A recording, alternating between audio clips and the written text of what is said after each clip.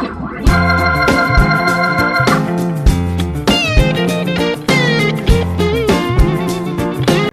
malam Indonesia.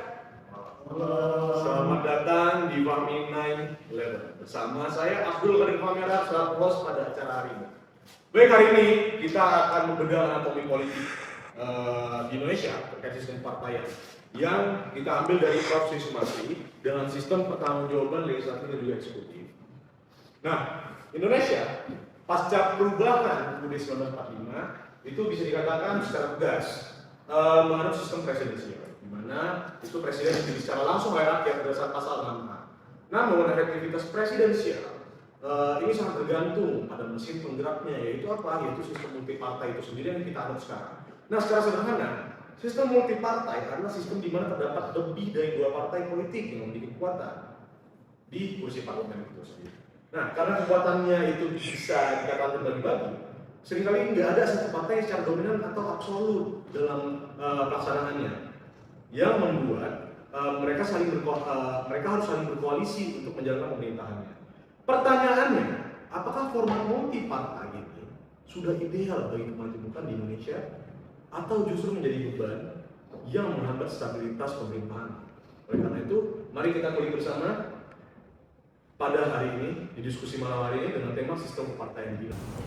Baik, hari ini kita mendatangkan para ahli, aktivis, dan juga mungkin mahasiswa-mahasiswa yang jadi penonton juga di sini. Nah, di sini ada kita bagi pihak pro dan juga kontra. Di sini kontra, di sini pro. Yang dimana pihak kontranya terdiri dari para ahli dan juga aktivis dan lain-lain, begitu juga di pihak pro seperti itu. Nah, tanpa basa-basi kita langsung saja masuk ke isu pertama. Yang jika kita melihat sejarah dan latar belakang dari segi karakteristik, segi dari kultural Indonesia yang beragam, bisa dikatakan dengan segala macam kompleksitas tersebut, mana yang lebih suitable dengan Indonesia terhadap jenis-jenis sistem partaian menurut Profesor Sri Sumarti tersebut. Ya, beliau kan menyatakan ada sistem satu partai, dua partai, atau multi partai. Ya, di sini mungkin dibutuhkan pendapat para ahli di sini untuk memberikan pendapat masing-masing. Ya, mungkin dipersilakan kepada pihak kontra terlebih dahulu, silakan. Baik, terima kasih atas kesempatannya Bung Kodir. Saya memahami betul sistem kepartaian yang oleh Prof. Sri Sumarti, mulai dari satu partai, dua partai, hingga multi partai yang sekarang ada di Indonesia sendiri. Namun menurut saya pribadi, sistem dua partai ini lebih ideal untuk diterapkan di Indonesia karena menciptakan stabilitas di pemerintahannya. Selama ini sistem multipartai justru sering membuat pemerintahan terlalu bergantung pada koalisi dan kepentingan politik. Nah, betul sekali. Saya setuju dengan Bung Satria ini bahwa sistem dua partai menurut Prof. Sri Sumarti ini lebih menjamin stabilitas politik.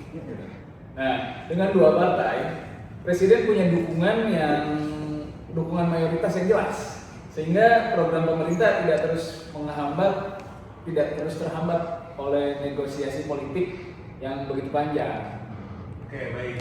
Secara kultural kan Indonesia ini bangsa yang majemuk ya. Dan kalau misalkan kita lihat sendiri dari Prof. Sri Sumarti bilang bahwa partai politik ini adalah suatu kelompok manusia yang memajukan kepentingan nasional secara bersama-sama demi kepentingan bersama. Jadi kalau misalkan hanya ada satu atau dua partai, gimana kelompok masyarakat yang beragam ini bisa diwakili kepentingannya? Baik. Ya, mungkin ada yang tambahin. Nah, itu benar. Saya ingin menambahkan dari saudara Bintung bahwa multipartai itu adalah cerminan sosiologis Indonesia. Jadi secara sejarah kita pernah mencoba penyederhanaan di era Orde Baru. Namun itu justru menciptakan demokrasi semu, yang dimana multipartai kemudian datang dan memastikan bahwa tidak ada satu kekuatan tunggal yang bisa bertindak otoriter. Baik, menarik. Kedua belah pihak juga menyampaikan yang saya pahami ya, bagi dalam argumentasinya itu mengenai efektivitas pemerintahan. Sementara di sisi lain ada tuntutan mengenai representasi masyarakat yang bisa dikatakan plural. Nah, saya ingin lebih memperdalam lagi bahasan atau diskusi kita kali ini. Apakah benar sistem multipartai justru menjadi sumber ketidakstabilan partai di dalam Indonesia sendiri. Ya mungkin silakan bagi yang menanggapi. Oke, kalau kita melihat arti kenegaraan pasca reformasi, presiden ini seringkali tidak benar-benar kuat meskipun dipilih langsung oleh rakyat. Kenapa? Karena dalam sistem multipartai, presiden cenderung menghadapi ketergantungan politik yang tinggi terhadap parlemen, sehingga stabilitas dan efektivitas pemerintahan ini kerap kali bergantung pada kompromi koalisi. Akibatnya apa? Kebijakan publik ini seringkali lahir bukan dari kebutuhan rakyat, melainkan demi kepentingan partai itu sendiri. Baik, Mbak Aye mungkin bisa silakan pendapatnya juga nih. Ya, bahkan juga Miriam Budi Harjadi juga pernah bilang bahwa kelemahan terbesar dari sistem multipartai itu ada di sulitnya untuk membuat pemerintahan yang stabil karena terlalu banyak kepentingan yang harus diakomodasi. Nah, kita juga bisa lihat sendiri nih di Indonesia kabinet itu seringkali dibentuk bukan karena kemampuan atau kapasitasnya, tapi juga karena pembagian jatah politik. Nah, akibatnya jalan pemerintah ini jadi kurang efektif dan sering terganggu oleh kepentingan masing-masing oleh para pihaknya. Baik, mungkin saya masuk, kalau misalnya dibandingkan dengan sistem dua partai seperti yang ada di Amerika Serikat, oposisi itu menjadi jelas dan fungsi pengawasan berjalan lebih efektif. Sedangkan di Indonesia sendiri, ya hampir semua partai masuk koalisi sehingga check and balance-nya sering melemah gitu, Bapak dan Ibu sekalian. Malah menurut saya itu terlalu menyederhanakan masalah ya, karena memang menurut saya sendiri persoalan di Indonesia ini bukan hanya sebatas jumlah partainya gitu atau banyaknya partai, melainkan budaya politiknya. Kalau kita membahas tentang demokrasi konstitusional, representasi rakyat ini menurut saya sangat penting gitu. Makanya menurut saya kita nggak bisa serta-merta membandingkan Amerika dan juga Indonesia karena memang kita beda secara karakter sosialnya. Saya setuju juga dengan apa yang disampaikan oleh Indonesia dan juga Jim Yashidi pernah menyampaikan bahwa demokrasi di Indonesia ini dibangun atas prinsip pluralisme dan juga keterwakilan, sehingga menurut kami adanya multipartai ini malah menjadi mekanisme yang baik agar berbagai kelompok masyarakat itu dapat masuk dalam proses politik negara. Jadi jika hanya ada dua partai, maka akan banyak aspirasi daerah dan juga kelompok minoritas yang akan terpinggirkan. Oke, saya juga menambahkan ya, kalau misalkan tadi bahas dua partai, kita lihat juga secara historis kan pada masa Orde Baru di sekitar tahun 1977 sampai tahun 97 itu kan kalau kita lihat pemilu itu dua partai ya, dua partai. Tapi kan sebenarnya pada masa itu meskipun tercipta stabilitas politik, minim gejolak politik, tapi kan masalahnya adalah di situ demokrasinya terasa semu ya.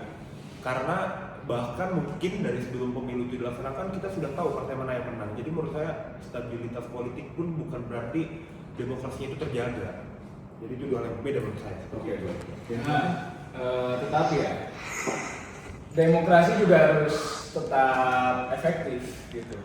Karena dalam sistem multipartai kebijakan sering terhambat, tarik menarik kepentingan dan akhirnya membuka ruang politik transaksional.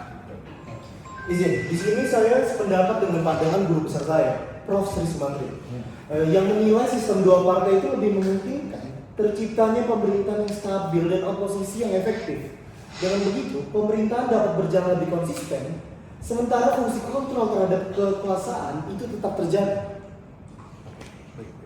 Ya, mungkin dari teman-teman Zoom ada yang mau memberikan pendapat, silakan. Baik, saya izin menanggapi mahasiswa hukum Unpad, bernama Danis. Jadi, namun stabilitas tidak selalu identik dengan demokrasi yang sehat. Indonesia adalah negara dengan ratusan suku, bahasa, dan kepentingan sosial. Multipartai justru menjadi katup demokrasi agar semua kelompok merasa memiliki ruang politik. Jadi, kalau dilihat dari representasi dibatasi, maka konflik sosial justru bisa muncul di luar parlemen. Begitu. Baik, terima kasih atas pendapatnya tadi Saudara Danis ya, Saudara Danis. Silakan mungkin ada yang mau menanggapi pernyataan dari Saudara Danis, silakan. Iya, kita juga harus ingat ya dalam Undang-Undang Dasar 1945 pasca reformasi memang menempatkan kedaulatan di tangan rakyat gitu. Jadi menurut saya selama masyarakat masih memilih banyak partai gitu, Indonesia sebagai negara tuh kita nggak boleh memaksakan penyederhanaan artifisial gitu. Menurut saya memang yang harus diperbaiki adalah politik partai itu sendiri, bukan pembatasan jumlah partai secara ekstrem gitu. Baik. Saya mendengar kedua belah pihak ya cukup mendalam ya pembahasan kita pada malam hari ini ya. Baik, jadi dapat kita simpulkan bahwa perdebatan mengenai sistem kepartaian pada akhirnya menemukan dua nilai, yang dimana stabilitas pemerintahan dan juga keterwakilan rakyat. Nah, sistem dua partai dinilai lebih efektif dan juga stabil, sedangkan sistem multi partai dianggap lebih sesuai dengan karakter pluralistik di Indonesia. Nah, pertanyaan kemudian yang timbul dari diskusi ini yang saya ambil ya, bukan hanya sistem mana yang terbaik, tetapi juga bagaimana sistem tersebut dijalankan sesuai budaya politik dan juga tujuan demokrasi negara Indonesia itu sendiri. Nah, when I close my eyes, all I see are pictures of things I don't wanna see in my mind's eye.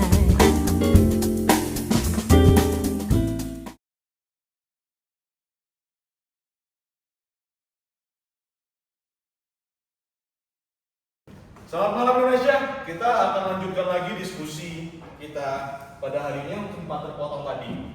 Ya, sekarang kita tarik ke konteks masa kini ya, bapak-bapak ibu sekalian. Indonesia saat ini menjalankan sistem presidensial dengan sistem multi partai yang dikombinasikan dengan presidential threshold. Nah, apakah penerapan ini yang sekarang ini dilaksanakan sudah oke atau tidak? Ya silakan para pihak yang ingin menanggapi. Menurut kami itu sudah sangat oke. Di mana kita telah berhasil mengkonstruksi sistem presidensi dengan murni pasca amandemen. Itu juga seperti kata Sri Sumantri yang dimana sekarang presiden tidak lagi bertanggung jawab kepada DPR, tapi kepada konstitusi dan rakyat. Dan sistem multi partai saat ini berfungsi sebagai mekanisme check and balance agar kekuasaan eksekutif tetap terkontrol. Ya, mungkin ada yang menanggapi. Ya, boleh. Jadi selain itu ya, saya tambahin kalau misalkan di sistem partai Indonesia sekarang, kita kan udah ada penyelenggaraan partai ya melalui parliamentary threshold. Jadi ini merupakan bentuk kompromi yang paling pas bagi Indonesia, di mana kita ini tetap memiliki banyak partai yang mewakili kepentingan banyak golongan masyarakat, tapi tanpa mengorbankan stabilitas hingga politik ini menjadi bergejolak. Jadi ini menurut saya bentuk kompromi yang paling pas ya untuk Indonesia. Begitu. Baik, terima kasih. Ya, silakan mungkin Mas-ya silakan. Baik, perkenalkan sebelumnya saya Alif. Kalau saya sangat tidak sepakat dengan pernyataan Bung Bintang tadi, di mana sistem presidensial dipadu dengan multipartai di Indonesia ini sangat justru menciptakan presidensial rasa parlementer, di mana presiden harus membagi kursi menteri kepada partai koalisi agar kebijakannya aman di DPR. Ini yang disebut Sri Sumantri sebagai hambatan bagi terlaksananya program kerja pemerintah yang efektif. Sekian menurut saya. Baik, silakan. Tepat sekali pendapat Nak Alif ini ya, sebenarnya. Karena Prof. Sri Sumantri juga pernah menekankan bahwasanya pentingnya oposisi yang loyal. Yang menjadi masalah di sini adalah dalam sistem multipartai di Indonesia sendiri, oposisi sering berubah menjadi koalisi demi kepentingan politik. Akibatnya apa? Fungsi pengawasan DPR jadi kurang efektif. Benar. Jadi inti perdebatannya ada pada satu pertanyaan besar yang saya dapatkan. Apakah kombinasi sistem presidensial dan juga multipartai di Indonesia itu memperkuat demokrasi di Indonesia atau justru membuat pemerintahan ini berjalan secara tidak efektif? Nah, saya persilakan ke pihak Pro mungkin untuk menanggapi terlebih dahulu. Silakan. Baik, justru menurut saya di situ ya letak keberhasilan Indonesia pasca reformasi. Karena kita berhasil gitu menggabungkan sistem presidensial dengan representasi politik yang luas gitu. Dalam negara plural seperti Indonesia sendiri, menurut saya banyaknya partai atau multipartai itu sendiri malah menjadi kebutuhan konstitusional dan juga sosiologis gitu. Oke, baik. Oke, mungkin Saya ingin menambahkan juga yang dimana sebelumnya Jimmy Yasiri pernah menjelaskan bahwa sistem presidensial Indonesia setelah amandemen UUD 1945 memang didesain tidak kaku seperti Amerika Serikat. Indonesia itu membangun sistem presidensial yang kompatibel dengan realitas multipartai dan masyarakat majemuk. Jadi kalau ada koalisi politik itu bukan penyimpangan, melainkan konsekuensi demokrasi modern. konsekuensi ya. Selain itu juga baik presidential threshold maupun parliamentary threshold ini sebenarnya sudah menjadi mekanisme penyederhanaan partai secara konstitusional. Jadi narasi bahwa Indonesia ini mengalami multipartai ekstrim menurut kami sudah tidak relevan karena pada faktanya banyak partai-partai kecil yang tidak memiliki dukungan yang kuat akhirnya tersaring secara alami melalui adanya pemilu. Nah justru, tetapi ya menurut saya justru dengan adanya threshold menunjukkan bahwa terlalu banyak partai memang menyulitkan efektivitas pemerintahan, memang betul. Nah, negara akhirnya tetap harus menyederhanakan sistemnya. Pada faktanya, Presiden pada akhirnya harus membangun koalisi demi menjaga stabilitas politik di DPR. Persoalannya, apabila hampir seluruh partai bergabung ke dalam pemerintahan, ini fungsi pengawasan parlemen justru menjadi melemah. Hal ini berbahaya dalam negara demokrasi, karena check and balances hanya menjadi formalitas saja sekarang. Ditambah lagi kalau kita lihat dari contohnya Amerika Serikat. Di Amerika Serikat itu sistem presidensial di sana itu bisa berjalan lebih kuat karena oposisi antara Partai Demokrat dan Partai Republiknya itu jelas. Kemudian presiden di sana itu juga tidak harus membagi-bagi kursi kabinet demi menjaga dukungan politik secara transaksional. Jadi di sana pemerintahnya itu bisa punya posisi yang kuat, oposisi juga kuat, dan juga pengawasan terhadap jalannya pemerintah itu bisa berjalan lebih efektif. Oke, tapi sekali lagi saya tekankan ya, kalau misalkan struktur sosial maupun budayanya Indonesia dengan Amerika Serikat itu tuh sangat berbeda jauh, tidak bisa kita persamakan. Gini loh, kalau memang sistem tersebut lebih baik, kenapa nggak diterapkan saja? Saya ini kan sedang menjelaskan. Santai tenang. Mungkin para narasumber mungkin bisa tenang ya terlebih dahulu ya, agar diskusi ini berjalan dengan baik gitu. Ya kita di hadapan seluruh masyarakat Indonesia soal. Ya kita mulai mungkin dari sahabat kita mungkin Bintang, silakan. Oke, jadi kalau misalkan kita tetap memaksakan dua partai ya seperti pada masa lalu, berarti kan akan ada konsekuensinya. Itu yang pertama, yang sudah pasti representasi masyarakat, beragam golongan masyarakat itu tidak akan terwakilkan. Lalu yang kedua, akan ada hanya akan ada dua kubu yang sangat ekstrim, yang mana ini rawan untuk terjadi polarisasi politik dan pastinya akan lebih mudah bagi petahana untuk ngekat oposisi sedari awal. Jadi menurut saya itu tidak akan bisa sih diterapkan di Indonesia, tidak seperti di Amerika. Gak bisa seperti itu, Bu. Anda sepertinya nggak paham. Fokusnya memang bukan ke kompetisi dua kutub.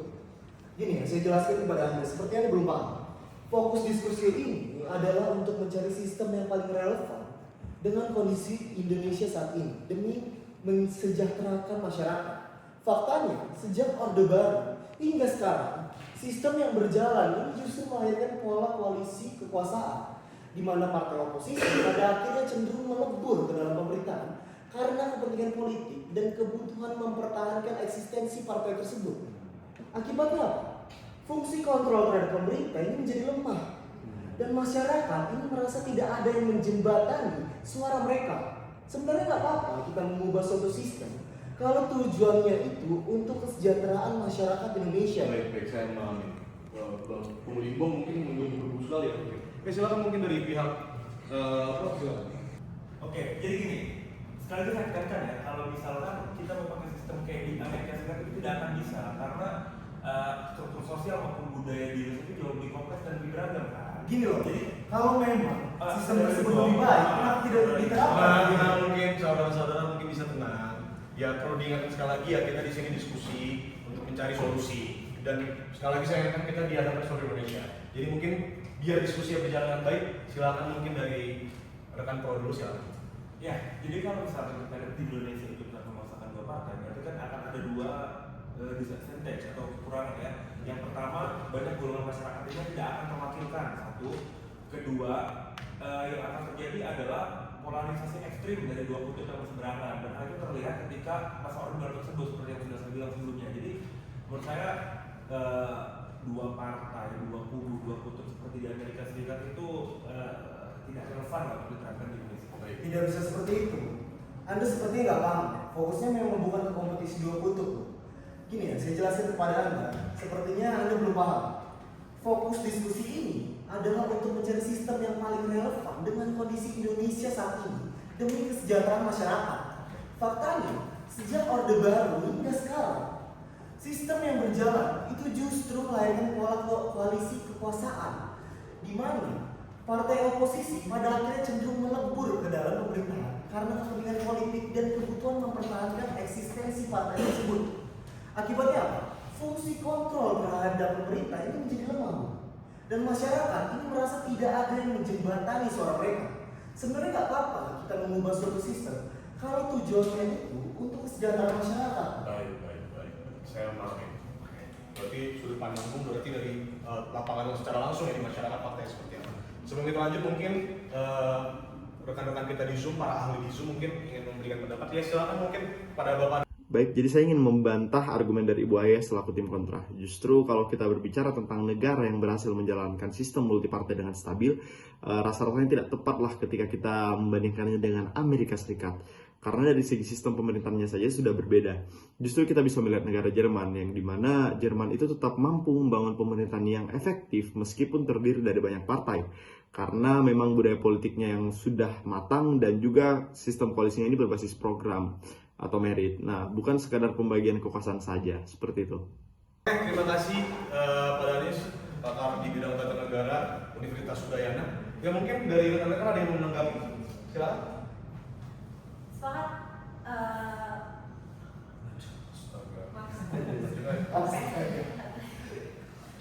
Sepakat. Oleh karena itu menurut saya memang masalah utamanya bukan tentang masalah atau jumlah partainya itu ya, melainkan memang kualitas dari partai-partai itu. Makanya menurut saya sekarang menurut saya sistemnya udah benar. Sekarang tinggal pelaksanaannya aja bagaimana yang sesuai dengan demokrasi konstitusional sendiri.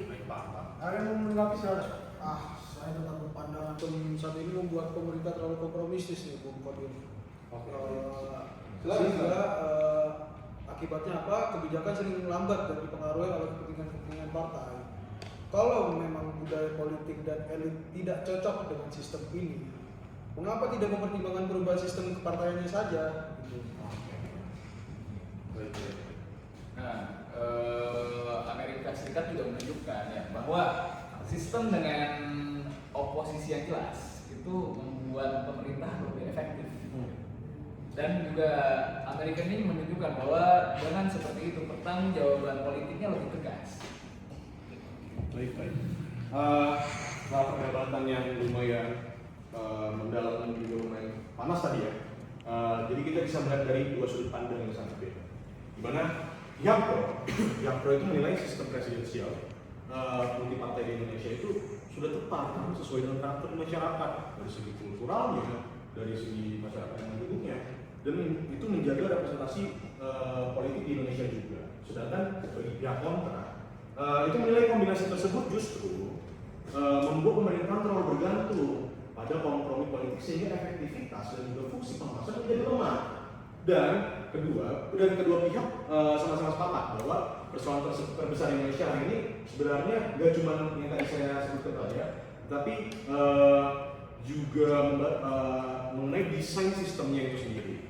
Nah, tidak hanya itu, tapi juga budaya politiknya juga. Oleh karena itu, sebelum kita lanjut ke pembahasan selanjutnya, kita break sejenak selama 1 menit.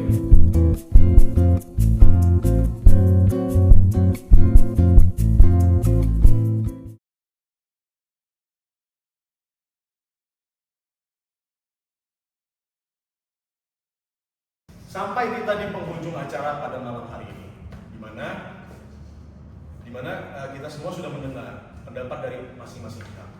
Yang saya simpulkan tidak ada sistem yang sepenuhnya sempurna. Baik itu satu partai, dua partai, multipartai, semuanya memiliki kekurangan, semuanya memiliki plus minus. Tetapi sistem apapun akan sangat bergantung kepada budaya politik di suatu negara itu sendiri. Gak cuma budaya politik, tapi kualitas lembaga negara serta kesadaran demokrasi dari masyarakatnya itu juga penting. Nah, yang terpenting adalah bagaimana sistem tersebut mampu dijalankan untuk menjaga demokrasi di Indonesia, membatasi kekuasaan, dan mewujudkan kesejahteraan dalam masyarakat di Indonesia. Oleh karena itu, kita sudah sampai di diskusi akhir kita. Terima kasih semuanya, sampai jumpa di diskusi berikutnya. Saya Fahmi Harahap, mewakili seluruh proyek tim Fahmi 911, pamit undur diri. Terima kasih dan sampai jumpa kembali.